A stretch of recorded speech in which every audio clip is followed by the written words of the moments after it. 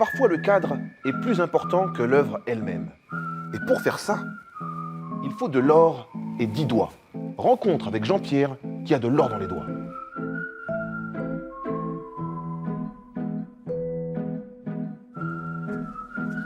Alors, je m'appelle Jean-Pierre Fontaine, je suis installé depuis 1989 artisan d'Horreur-sur-Bois, après un apprentissage de 8 ans sur Paris.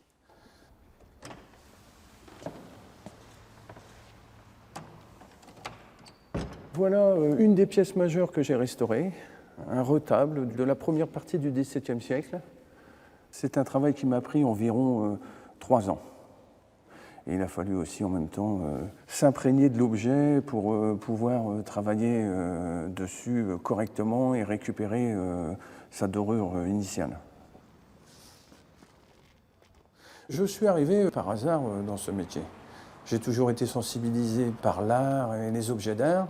Ça a été vraiment une très belle découverte pour moi. J'ai un ami qui m'a interpellé en me disant que j'avais un vrai métier dans les mains. Chose que je ne m'étais jamais vraiment rendu compte. C'est vrai qu'aujourd'hui, beaucoup de gens travaillent devant leur bureau, dans les papiers. Là, c'est vraiment un métier manuel. On dit parfois que le cadre est plus beau que l'œuvre elle-même. Ça, c'est parce que ce sont des personnalités qui ont peint, et puis les encadrements ont été sculptés dans des ateliers royaux, et c'est prestigieux.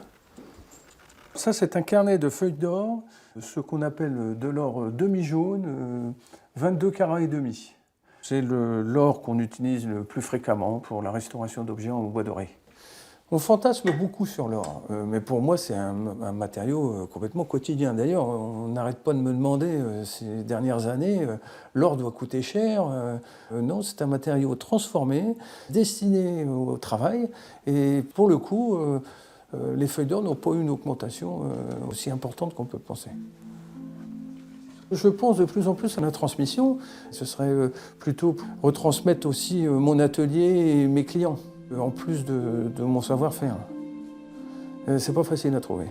C'est pas facile à trouver. Ce sont des métiers du fait qu'on travaille seul dans son atelier. C'est pas dû à tout le monde. La solitude, parfois, ça me pèse. Travailler chez soi, sortir de chez soi, traverser sa cour, et puis rentrer dans son atelier et être encore seul, c'est compliqué. Heureusement, de temps en temps, on a des chantiers. Alors là, ça fait bouger, c'est bien, on rencontre des gens, les gens sont intéressés. Le plaisir du doreur, c'est déjà d'aller chercher l'objet dans les musées. Des fois, on rentre dans les réserves. Ça, c'est un privilège. On va aussi rentrer dans un beau château. On va côtoyer le châtelain qui va nous raconter un peu son histoire personnelle en décrochant l'encadrement et nous disant que c'est le portrait d'un tel et d'un tel, voilà, son histoire.